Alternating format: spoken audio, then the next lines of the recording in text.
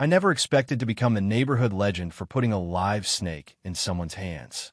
But when desperate times call for desperate measures, you do what you have to do. When I first moved into Pine Hill Grove last summer, I was on cloud nine. I found the perfect little colonial, white shutters, brick steps, and a wraparound porch just screaming for a rocking chair and some morning coffee. It was exactly the kind of place I'd dreamed about, where neighbors smile and wave, where your packages wait safely by your door until you get home from work. Or so I thought. The trouble started small. A set of kitchen towels I ordered online never showed. Then a few books I'd pre-ordered disappeared. By the third week, my limited edition sneakers, ones I'd waited 6 months for, vanished an hour after being delivered. I was beyond frustrated. This was supposed to be a secure neighborhood. I was paying an HOA fee big enough to make me wince every month. And for what? To fund potluck BBQs and seasonal wreath contests? Maybe it's kids, my sister Jenna suggested when I called her, pacing the length of my empty dining room. But my gut told me it wasn't just some teenagers pulling pranks. Especially not after I met Clarissa Monroe, the president of the Pine Hill Grove HOA. Imagine the kind of woman who gets her roots touched up every 3 weeks and uses words like unsatisfactory instead of cursing. Her bottle blonde hair was cut in a sharp, symmetrical bob, and her designer clothes practically shouted, "I need to speak with your manager." She had a smile that could have been charming if it didn't stop cold right at her eyes. At my first community meeting, I brought up the missing packages. I'll never forget the look she gave me. I swear, the room's temperature dropped by 10 degrees.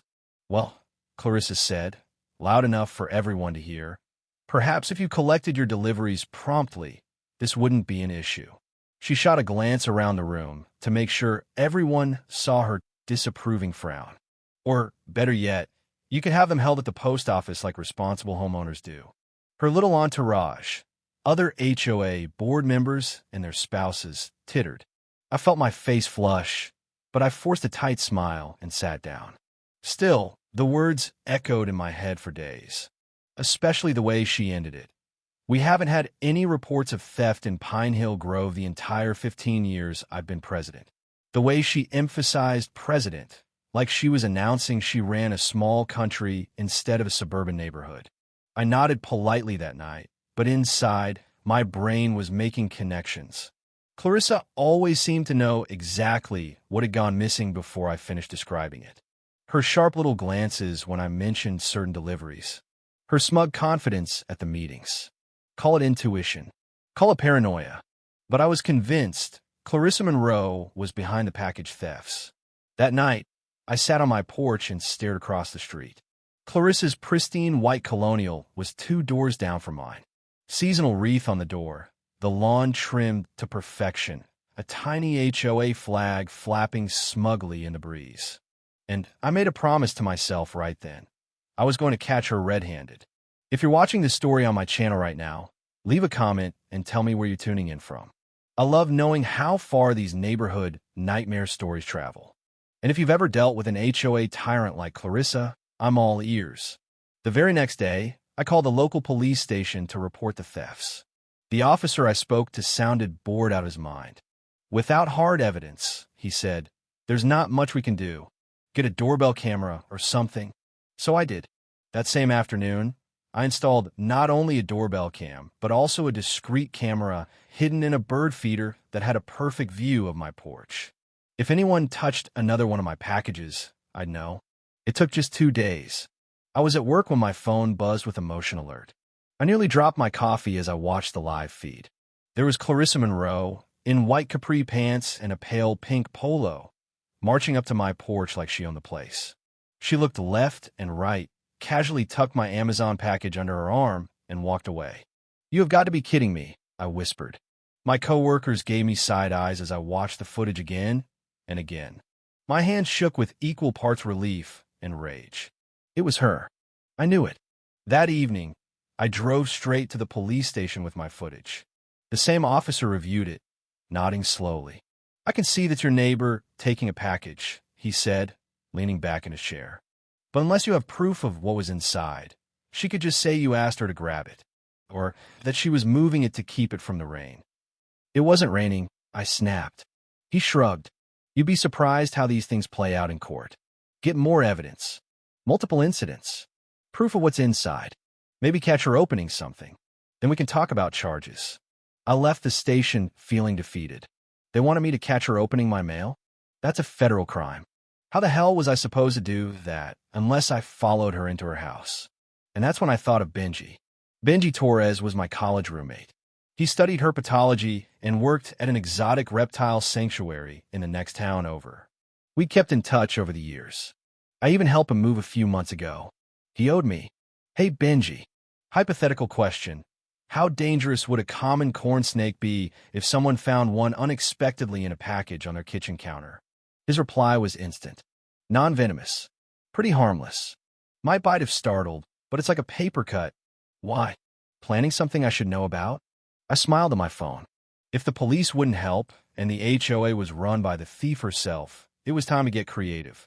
Have you ever had to take things into your own hands when the system failed you? Tell me in the comments.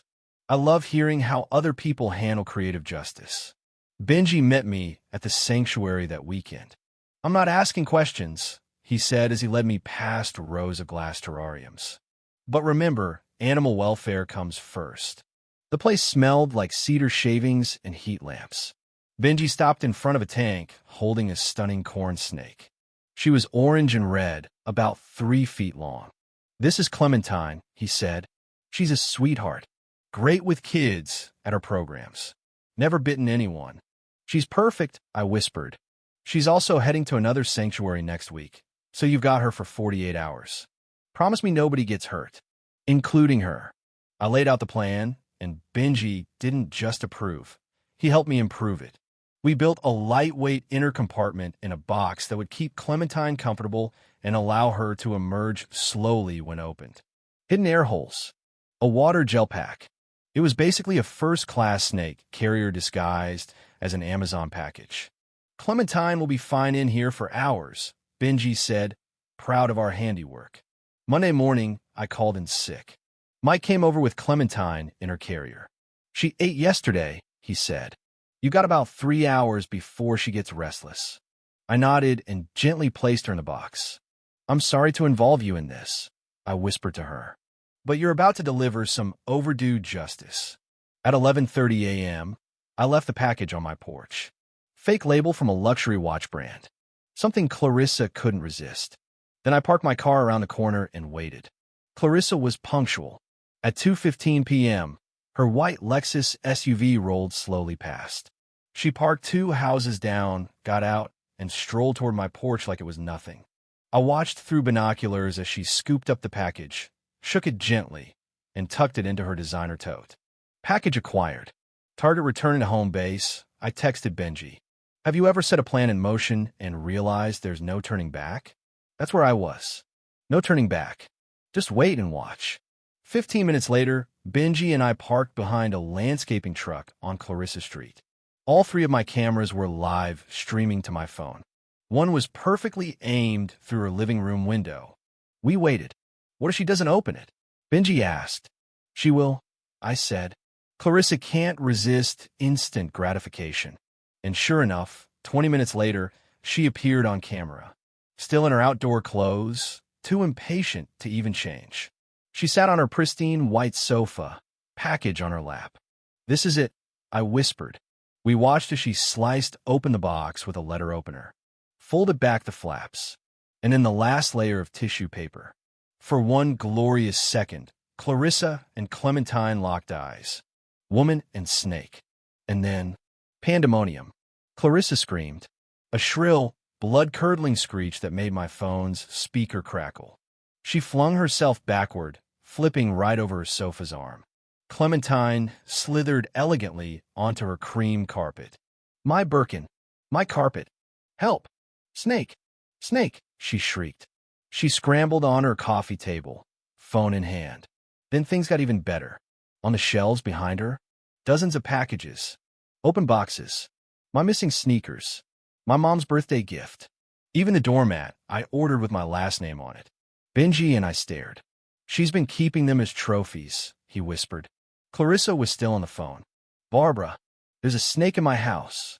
It came in a package I took from The new neighbor's porch. What do you mean, why? I told you about them yesterday. She was freely admitting to theft. Right there. In real time. That was our cue. Benji grabbed Clementine's backup carrier, and we walked right up to her front door. I rang the bell. Clarissa opened it, saw me, and went ghost white. She was literally clutching her pearls. "You," she gasped. "Just here to help," I said sweetly, holding up the carrier. I heard there was a snake problem. Two neighbors were already peeking over from their yards. One of them, Tom from 3 doors down, stepped closer. "Is that a snake in your living room?" he asked, peering around Clarissa. "It came in a package." Clarissa blurted. "A package I found on my porch." "That's funny," I said, pulling out my phone. "Because my camera shows you taking it from my porch." I played the footage. Her mouth dropped open. Tom crossed his arms.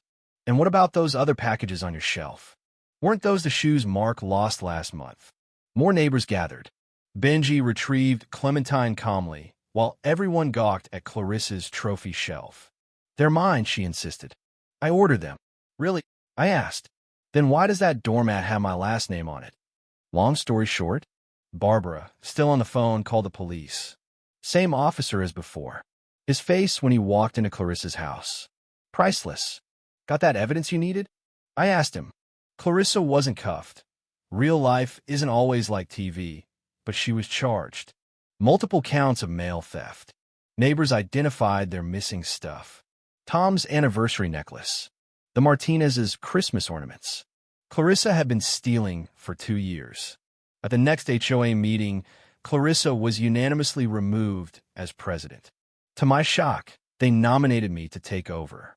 "You've got a good head on your shoulders," Tom told me. "And you care about justice. First order of business? A neighborhood watch. Second, clarifying package policies." Clarissa sold her house 3 months later. Word is she's known as the Snake Lady at her new condo complex. Clementine returned to the sanctuary and now teaches kids about reptiles. I still get updates from Benji. I even donated part of the restitution money to their conservation fund. Sometimes I wonder why Clarissa did it. What emptiness made her steal from people who trusted her? Most of the stuff we found was unused. Tag still on. Was the snake trick extreme? Maybe.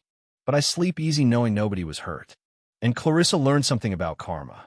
Sometimes justice comes with scales and a flickering tongue. If you love this revenge story, check out my playlist. You won't want to miss the one about the neighbor who kept parking in someone else's space. Let's just say it involves a tub of industrial Vaseline and some very confused car thieves.